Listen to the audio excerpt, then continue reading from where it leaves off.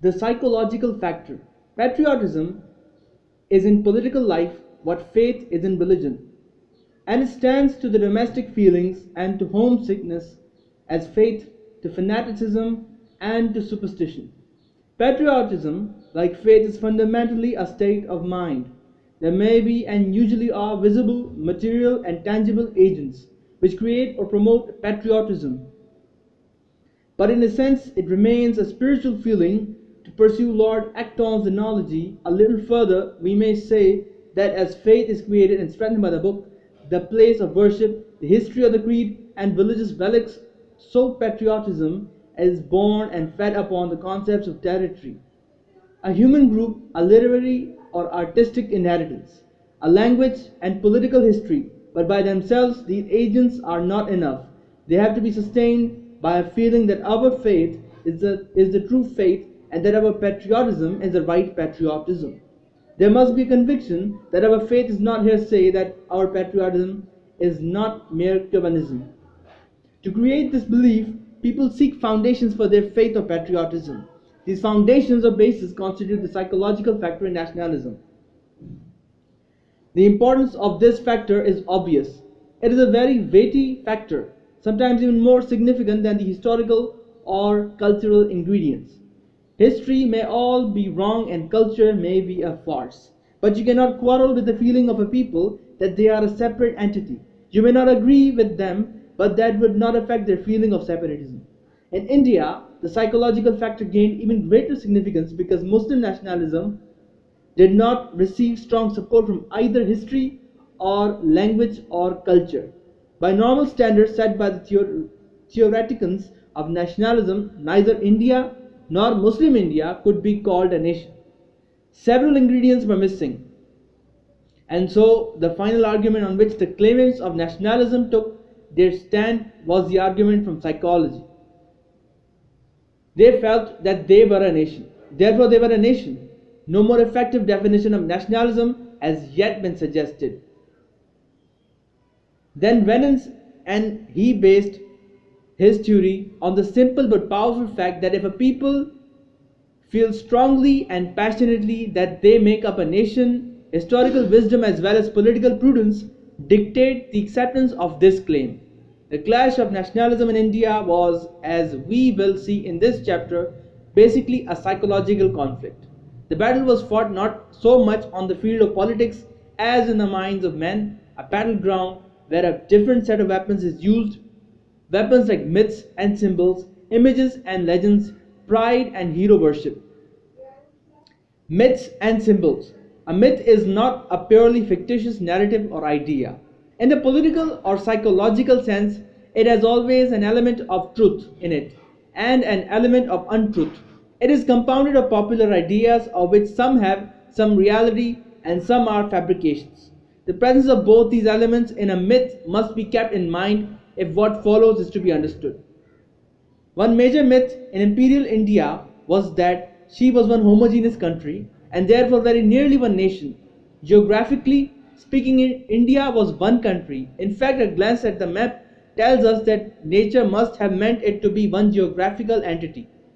But sometimes it is nature which proposes and man who disposes, because India was a convenient geographical concept. Therefore, it was also a national concept. This was a myth which was upheld by the Hindu as passionately as it was exploded by the Muslims. The Hindu deeply felt that his country was one, that his nation was one, and that the Muslim was a disruptionist who was bent upon undoing the work of centuries. The Muslim believed that the myth of an Indian country or nation was a figment of the Hindu imagination, that at least he did not subscribe to it, and that if such a thing as an Indian nation did exist, he was not part of it. The debate was peppery and pitiless. Both sides appealed to history for evidence and each found in it what it wanted to find. The bountiful and generous Clio shares its opulence with all. And so the two myths, that of the Indian nation and that of Indian disunity, grew up side by side, destined to run in parallel lines, never to meet or merge. Another myth was that of an out of all proportions emphasis on the martial qualities of the Indian Muslims. Its parentage must be equally shared by the British, the Hindus, and the Muslims. First, the British spread the news that Muslims were good fighters and therefore the backbone of the Indian army. The Hindus resented this favor to the Muslims and politically argued against its validity. But many of them believed in it and therefore feared a Muslim rising against other Indians. The Muslims accepted the myth like a woman accepting a compliment, without caring to verify its truth. Had they not conquered India by feat of arms and for centuries kept it by the sword? The Pathans and the Balochis and the Punjabis were good fighting men, and this buttressed up the myth. What was forgotten in the flush of the tumult was that the Rajput had an even longer history of successful soldiering, that the Gurkha was a legend on the battlefield, that the Hindu of some areas had made a name among the sappers and miners, and that above all the Sikh was as good a soldier as anyone else. But the myth of the martial race flourished, and the confusion it created was greater than the truth it contained. Why was this myth invented? The British invented it, partly out of a genuine conviction that the meat-eating Muslim was the hardiest and the bravest of all, partly because they wanted to frighten the Hindu into submission with the bogey of the fighting Mussulman who would devour them as soon as imperial protection was withdrawn, and partly because they wanted to strike a communal balance in the Indian army. Still another myth was that India belonged to the Hindus and that Muslims were foreigners who had no business to be there. This was an exclusively Hindu myth given currency by Bankim Chandra Chatterjee and his fellow Bengali novelist, and by Bal Gangendra Tilak and his Maharashtra school of politics. They carried on a merciless propaganda aimed at bracketing together the Muslims and the British as aliens who, by conquering India, had committed an unpardonable sacrilege. The Muslims were Malikas, lower than the untouchables, who must be driven out of Mother India. The mythical part of this idea was that India was originally a Hindu land. In actual fact, if her parenthood had to be discovered, it would probably be the present-day untouchables or the Dravidians, who were the earliest known inhabitants of the country before the Aryan hordes came from the north and slowly pushed them to the south. Another aspect of this myth was also historically untenable. The Muslims had come to India as conquerors, but they had settled down here and made a home. The point becomes clear by comparing them with the British. Both were alien to India in race, religion, language, and culture. But Muslims became a part of India and disowned the lands of their origin. The British came as mere rulers with no intention of living in India or even of mixing with the natives without careful discrimination. They sent relays of bureaucrats from the home country who took their turn at the imperial wheel and then returned to Britain laden with honors and sometimes also riches. They could be called foreigners who had to be turned out before India was free. But to make a similar demand upon the Muslims was mere sophism. The last myth which we will consider here is that of the glorious past. The Hindu harked back to the golden age of the Mauryas or the Guptas. The Muslim reverted to the Mughals or to the past glories of Islam outside India. The idea was to demonstrate that the people, though now subject to a foreign rule, had once upon a time been great. This cheered them up and drew them together. People who believe in the same past tend to form a group apart. This enshrinement of the past took many shapes. There was a new emphasis on the antiquity and merit of the Indus Valley civilization. There was a renewal of interest in ancient chronicles. The process of reinterpreting the past grew apace. Muslim historians had to prove how beneficial to India had been the advent of Islam, or how great and pious was Aurangzeb praises were sung to the mutiny, which was now proclaimed to have been a war of independence and a war of liberation.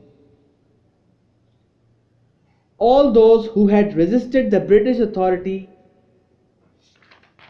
were defied. The remarkable thing is that these myths were taken seriously by the elite of the society and disseminated among the masses. Every Hindu and every Muslim took pride in the achievements, real or supposed, of his own particular past. Attachment to these myths produced two results. It separated the Hindu from the Muslim and aggrandized the nationalism of each. A symbol may be defined as a thing regarded by general consent as naturally typifying or representing or recalling something which is common to a society or a people.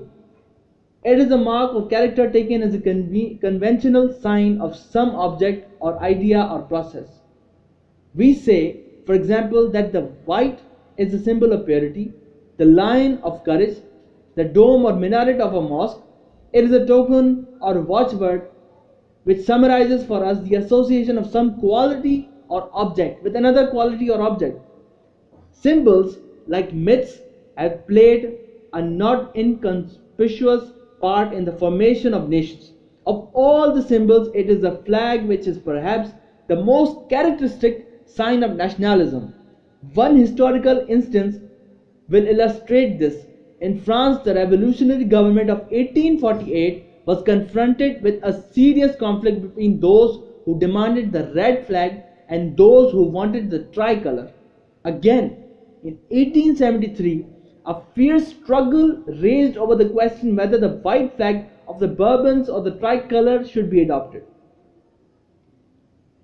In India, both the Congress and the Muslim League had their own flags, and the reverence in which they were held was such as to convey an impression as if the two peoples were already free countries. During the Congress rule in the provinces, the Congress tricolour was flown over public buildings, and this was taken by the Muslims as a sign of the coming of a Hindu Raj. Other symbols which cut the Muslim adrift from the Hindu may be mentioned. The Hindu wore a khadi cloth cap which came to be called the Gandhi cap. The Muslim adopted the Karakuli cap, which soon was given the label of Jinnah cap. Slogans also became symbols when the Hindu cried Bharat Mata Ki Jai or Jai Hind, and the Muslim shouted Allahu Akbar and Pakistan Zindabad. Each party also boasted of a volunteer corps, a militia which was integrated with the main political party, the RSS, and the Deval volunteers.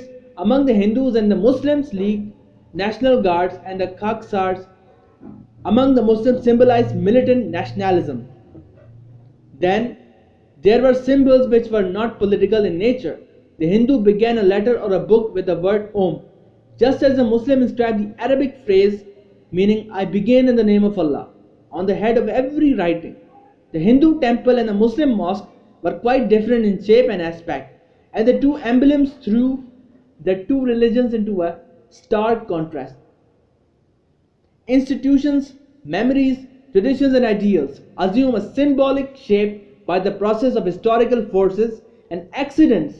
Many examples of this can be quoted. We used to associate the Swiss with the idea of neutrality, the Germans with the struggle for a place in the sun, the Italians with the effort to regain unredeemed territory, the British with sea power, and France with the recovery of Alsace-Lorraine.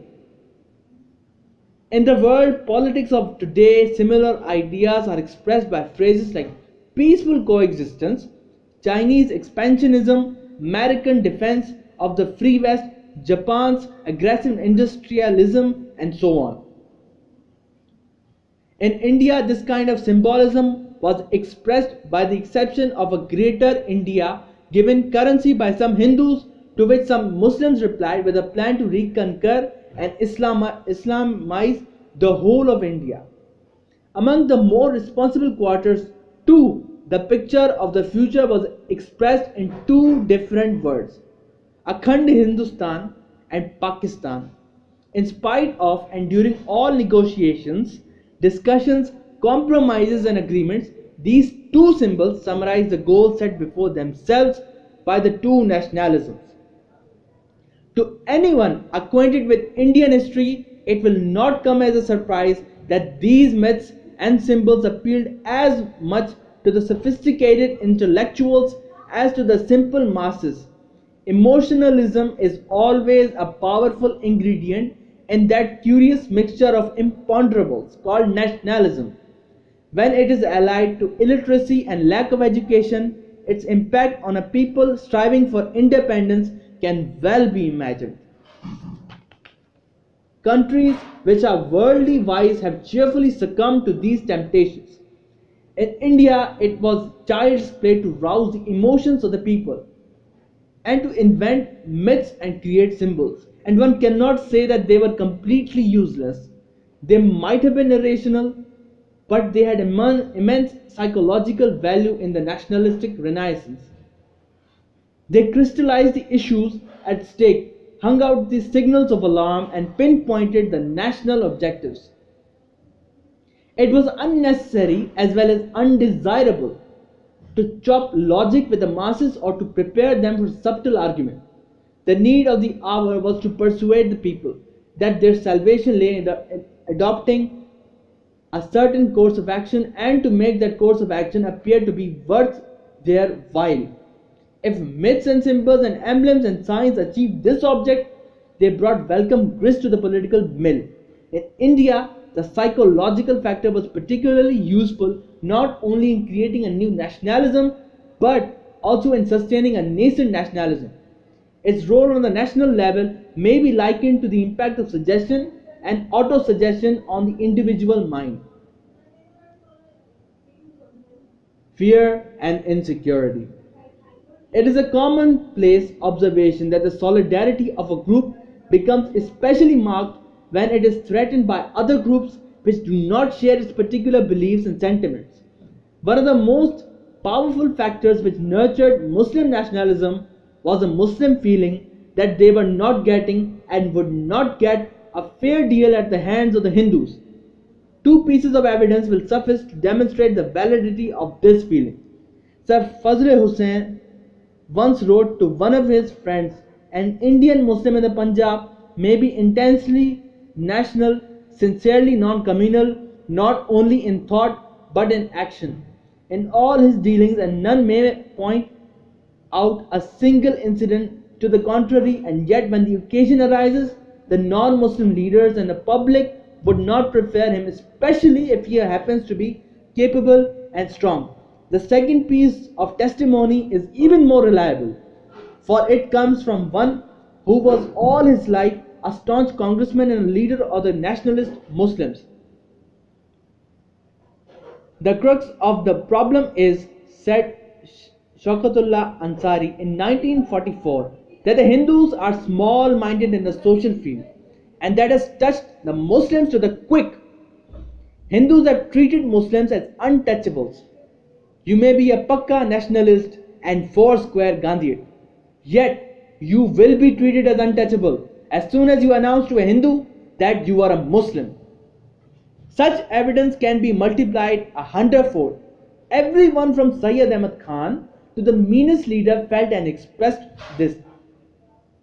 Jinnah's speeches and writings are replete with this fear of insecurity, and so are the resolutions of the Muslim League and other Muslim organizations, which did not share the optimism of the Congress that sometime, somehow, somewhere, all will be well.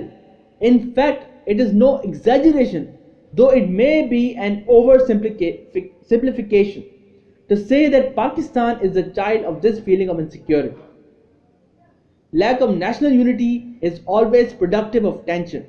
In the case of India, it was a Muslim community which was the victim of this tension.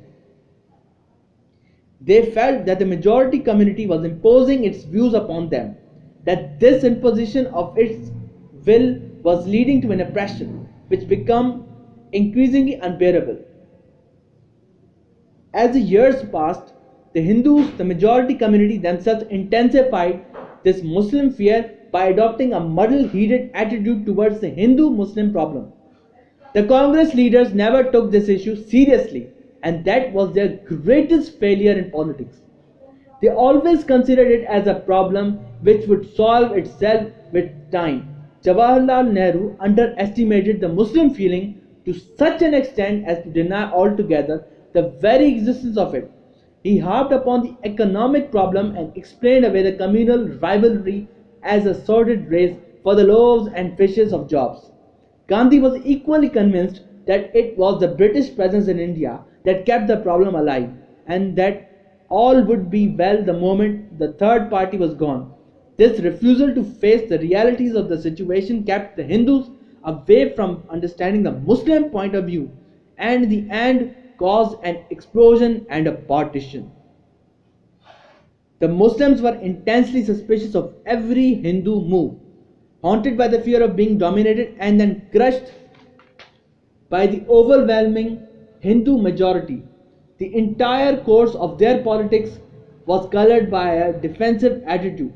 These fears and suspicions may have been due to a sense of inferiority traceable to the post-Mutiny days when Muslims were the suppressed community, suppressed by the British in politics and by the Hindus in education and commerce. Or it might be accounted for by the simple fact that they were a minority in India, and minorities always suffer from a feeling of insecurity. Another reason may have been their backwardness in practically every department of modern life. They made a stupid mistake right at the beginning of their political career when they refused to take heed and continued to live in the cloister. Economic nationalism was also active in this feeling of insecurity. Muslims resented the Hindu control of the economic field. They were shut out from business, trade and commerce.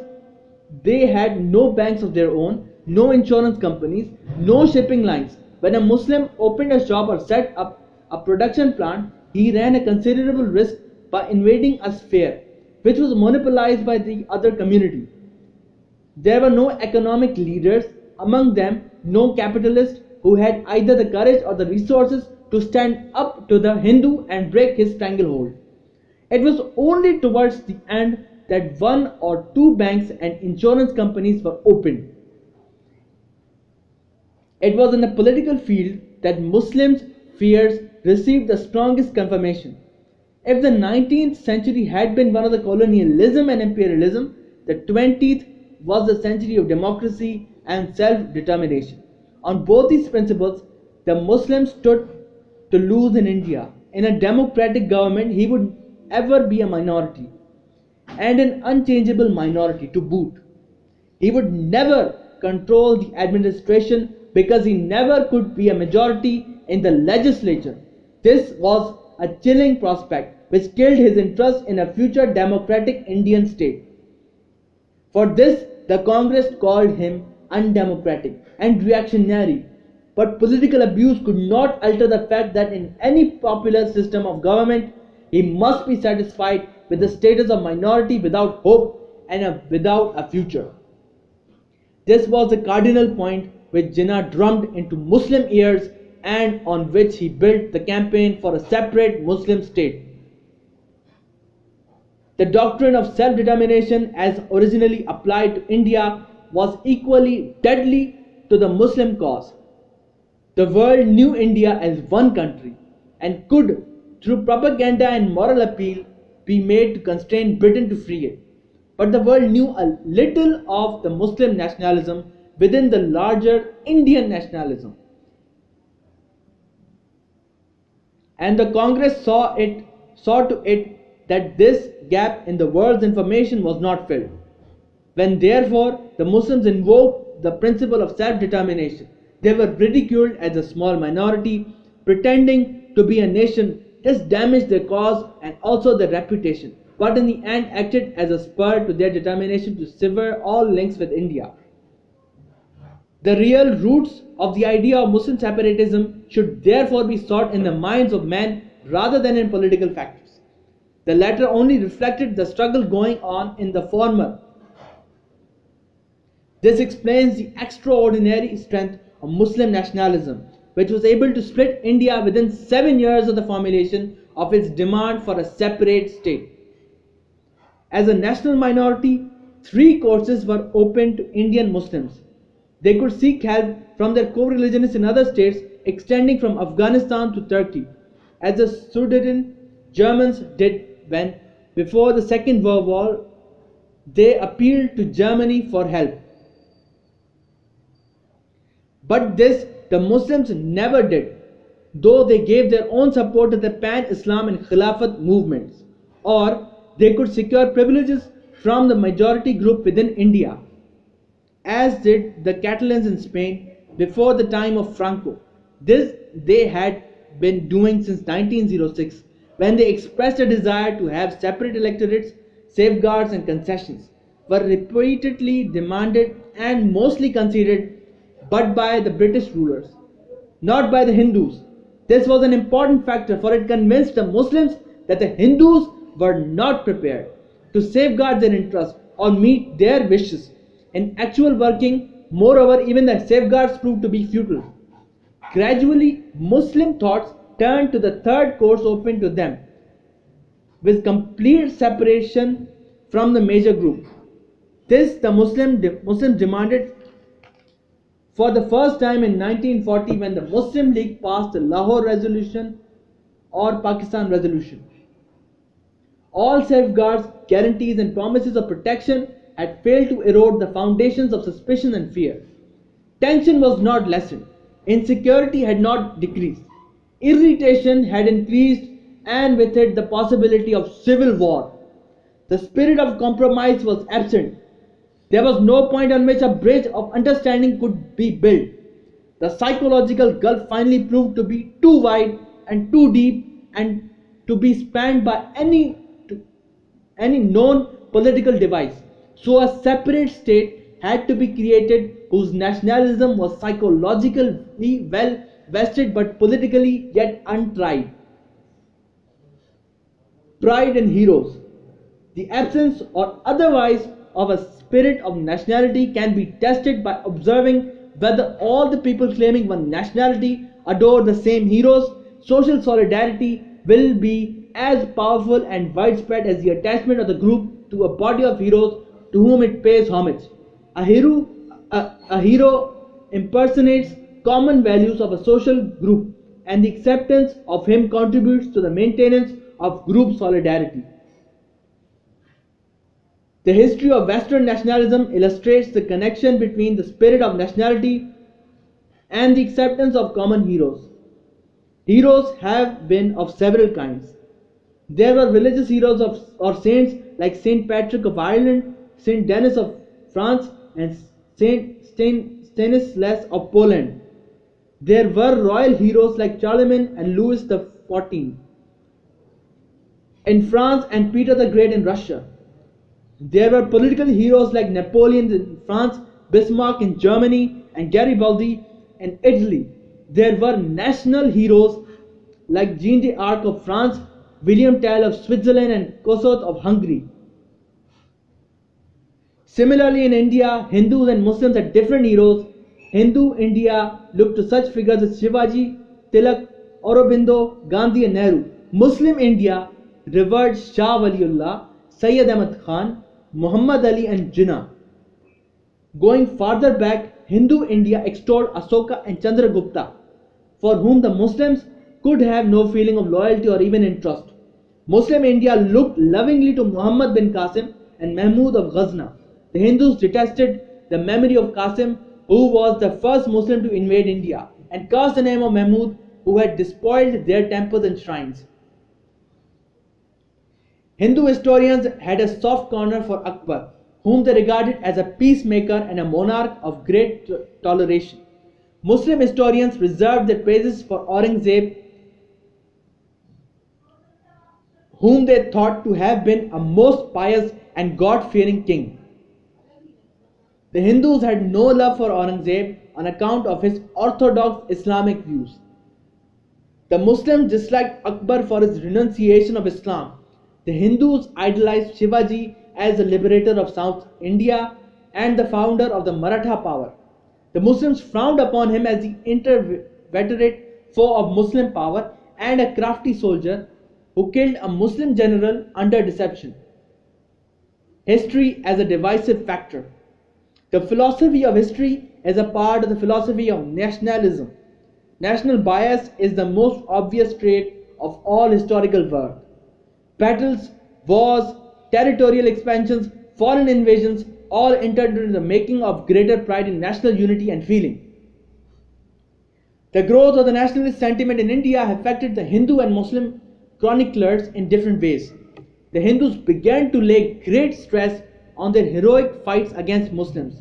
Todd's Annals and Antiquities of Rajasthan served as a model and a storehouse of materials. Inspiring historical accounts were written of the long drawn out struggle between the Rajputs and the Muslims, in which the Rajputs almost always came out with flying colors. In dealing with the Marathas, it was emphasized that they were inspired by the ideal of founding a Hindu empire, but their treatment of the Rajputs and plundering raids against the Hindus were either forgotten or ignored. Shivaji's faults were minimized or even explained away. There is an interesting connection between Indian historical and political writings and the then prevailing state of Hindu-Muslim relations. The works written in the 1920s emphasized the community of interest and the cultural intercourse of Hindus and Muslims. Those of the 1930s underlined their polarity in religion and thought, but suggested that political cooperation had been and could be secured, and those of the 1940s stressed the separate political achievements and destiny of the Muslims in South Asia. It is apparent that in the 1920s, the Khilafat movement and the Amritsar shooting had brought the two peoples together, and therefore the historians of the period spoke of their unity. In the next decade, however, the spirit of camaraderie was fast disappearing, and an optimistic historian could at the most recall past unity and hope for the best. But in the 1940s, even this hope was irretrievably gone, and the rift was there for all to see, including the historians. It is a pity that the Muslims, once renowned as the masters of the science of history, did little history writing in India. Particularly in the modern period, it has been pleaded on their behalf that they were so much engrossed in the developments occurring in other Muslim countries that they had little time to observe and assess their own history. But this is only an excuse. Their interest in world Islam was never so absorbing as to preclude all study of Indian past or present. Moreover, if Muslim historians were so greatly involved in the affairs of Turkey, Persia, and the Arab world, why did they not produce some work on these areas? The fact is that history writing was not the Muslims' strong point in modern India. Historical works proper do not make an appearance in their literature. Apart from a few attempts in Urdu and Bengali, whose scholarly quality is doubtful, the only serious work was done by Amir Ali, Yusuf Ali, and Sir Shafat Ahmad Khan. But Amir Ali's interest was in world Islam rather than in India. Yusuf Ali was not a scholar, but the little he wrote on modern India at least spoke of promise. Shafat Ahmad Khan's only work on the modern period was on the 1935 constitution and can hardly be classed as a piece of historical writing. National character. Historians play an important part in the formation of national spirit. They exalt the history of their own people. They seek to prove the supremacy of their civilization. In modern Europe, Italian scholars were probably the first to praise their history, culture, and nationality. In India, as we have seen, there was no mentionable work on the modern period. But some historians look to the great Islamic past or to Muslim rule in India. The Mughals and their Muslim predecessors attracted a few historians like Abdul Aziz, but not much work was done, and it was not till after independence that the importance of rewriting national history was emphasized. Teachers of history can be no less effective agents of nationalism than the historians. The way history is taught is a good general help or hindrance to the inculcation of national loyalty. Glorification of one's own nationality becomes a part of the lesson. Biographies of great heroes are prescribed as aids to character formation. Only those historical events are treated in the classroom which add to national glory. Only such interpretations are given currency as agree with the prevailing national ideals. All this was done by Hindu and Muslim history teachers in schools and colleges, and it was here that the paucity of Muslim scholars and their works was keenly felt. Even the Muslim periods of Indian history were written up and taught by Hindu authors and lecturers.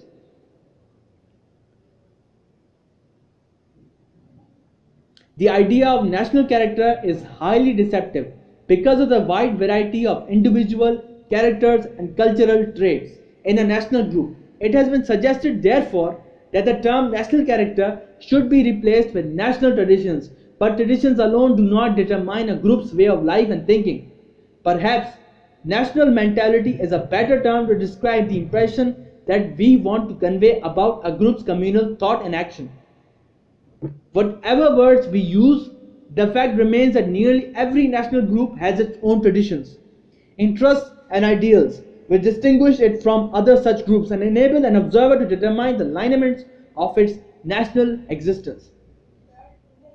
Applying this to India, we see that though the Hindu and the Muslim had many things in common, and though a Punjabi Hindu looked and acted very much like a Punjabi Muslim, yet there was a manifest difference in their outlook on life. The Muslims had their own characteristics, which imparted to them a unity or fixity of character. These characteristics were so widespread and pervasive that, on the one hand, they transcended the features which the Muslims shared with the Hindus, and on the other, they molded the image of the Muslim group both in the mind of community itself and in that of the Hindus. However much the Hindus and the Muslims of one province appeared to have in common, and however much a foreign observer might insist on refusing to distinguish between the two, their ways of living and thinking were certainly not the same.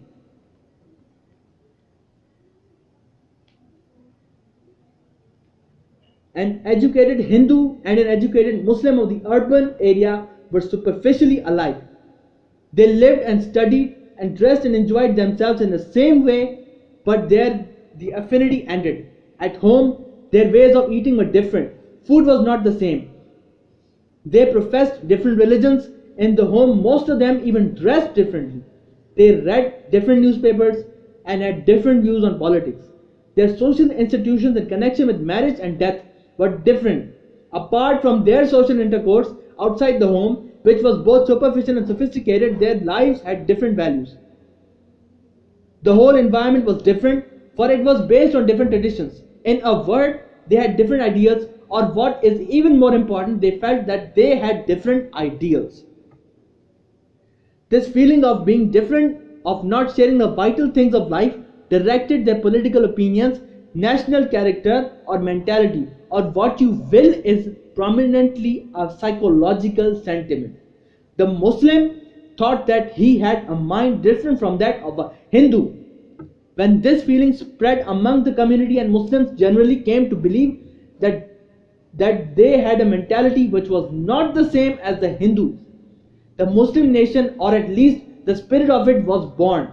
When time and assimilation confirmed this belief, it became a faith. And faith is a powerful, perhaps the most powerful foundation of nationalism.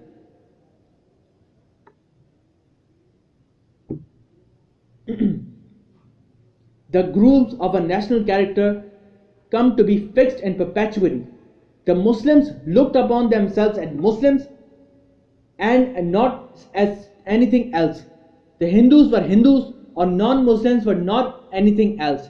This feeling of separateness, which was in this sense purely a state of disposition, not at the vitals of unity or the prospect for it. When two groups think that they do not belong together, it is impossible to make one nation of them. A multinational political system could be devised or perhaps a multinational society concocted out of this disarray. But the first could only have been a rickety structure without the solid foundation of a united political impulse, and the second only a temporary expedient without the spiritual ballast of a shared view of life. However, poor the prospects for such a compromise, it cannot be said that no efforts were made to achieve at least minimal unity. There were several long drawn out negotiations between Hindus and Muslims, and all of them cannot be dismissed as meaningless gestures. In 1916 and 1917, in 1928 and 1931, and again in 1944, there were conversations and exchanges of views. To pass judgment on the sincerity of the negotiating parties is neither possible nor desirable, but it is necessary to record the fact that the result was far from a success.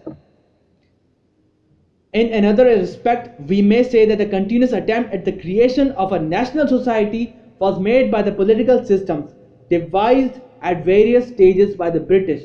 Local self-government institutions, separate electorates, increasingly representative legislatures, diarchy, provincial autonomy, federalism, reservation of seats for minorities, weightages, safeguards, all these were tools and instruments shaped by the British to achieve Indian unity, or at least to lay its foundation. The greatest experiment in this field was the 1935 Constitution, which had the dual merit of recognizing the lack of basic unity in India and at the same time of giving her a constitutional structure, which, if worked in a spirit of goodwill and amity, could result in coherent federal union. But the experiment, perhaps the greatest of its kind in the world, failed because one part of the constitution was not worked in the spirit in which it was intended to be worked, and the other never came into operation by the intervention of the war. Hypothetical questions are notoriously difficult to answer, but it was within the realm of possibility that a multinational India might have maintained its unity had the Act of 1935 been given a fair, complete trial. But it can also be argued that the psychological rift between the Hindus and the Muslims had by 1937 gone too far to be healed by political or constitutional devices. At what precise time did the Muslim feeling of insecurity mature into a belief that they must part company with the Hindus? This leads us to the question of political consciousness. National consciousness. Robert Michaels was right when he said that the essence of nationality lies above all in the will of a people. There are the usual components of a national spirit which we have mentioned in the preceding pages, but the common will to live and belong together transcends them all. If all these standards ingredients were absent but the will was present, it would still be possible to have a national group.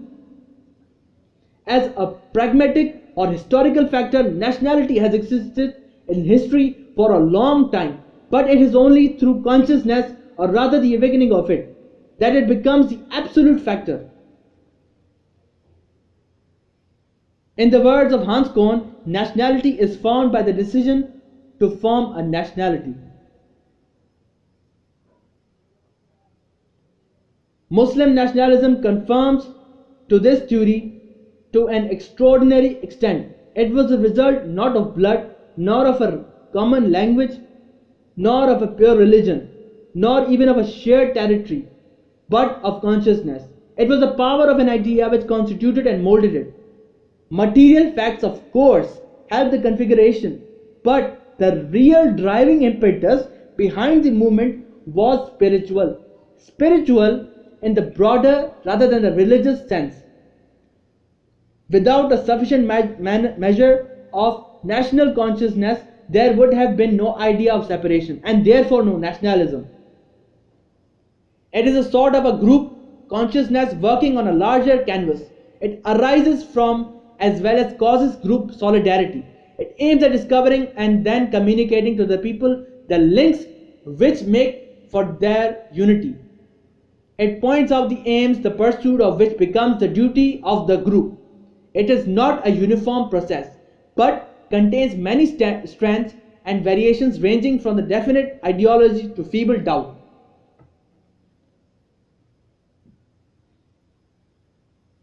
The first indication that a national group has arrived is the development of a consciousness of the fact that all the members of that group belong to one nationality. They must believe that they belong to one nationality, but that should not be taken to mean that each individual member of the group shares the will to live together. The Muslim League never claimed that it spoke for every single Indian Muslim, nor was Pakistan the demand of all Muslims living in the subcontinent. There were some who were just indifferent to politics. There were others who did not agree with the League brand of politics. There were still others who did not care what befell their community. The national will must be shared by a great majority of the group. National consciousness does not have to spread to every nook and cranny to qualify as such. The spirit of nationalism is actuated by three types of motives: traditions, interests, and ideals. Traditions are patterns of behavior which are regarded as values simply because they are collective heritage regardless of any reasons of utility, beauty, or supernatural sanctions. An interest is a claim regarded as useful to the existence and well-being of the group. An ideal is an aim which is not a direct interest of individuals. It is regarded as possessing a high authority and thereby has the power to command obedience and the sacrifice of individual interests. The traditions connect a nation with its past, the interest with its present, the ideals with its future. It is not always possible to distinguish between these three motives. They form a part of the psychological substructure on which nationalism is built. National consciousness means the awareness of this substructure. Muslims were conscious of their being a nation when they became aware of their traditions and heritage, whether Indian or Islamic, when they came to know what their interests were and what was conducive to their safety, freedom, and prestige, and when they came to have their own ideals of what they wanted to achieve. National consciousness is another name for having national aspirations.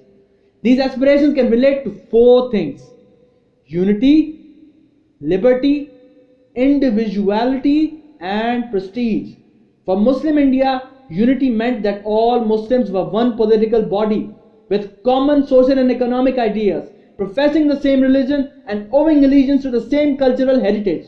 Liberty implied to them not the independence of India as a whole, but liberation from British as well as Hindu domination and from any external pressure or interference. Individuality was for them the assertion of their separateness and distinctness. They were not the same as other Indians, they were different. Prestige conveyed to them the idea of a distinction. They wanted honor, dignity, and influence. If possible in India, if not in a separate state of their own, they did not want to live as a helpless minority without self-respect. The significance of these aspirations lies in the fact that they crystallized the psychological force behind Muslim nationalism. It was not enough to have a common religion, a common language, or a common history. People must be conscious of their past and of their future. They must be aware of their individuality. They must believe that they are different from others. This belief was the hardcore of their nationalism and the most difficult to challenge or counteract. You can debate on historical antecedents, on linguistic unity, even on ideology. You cannot argue with faith.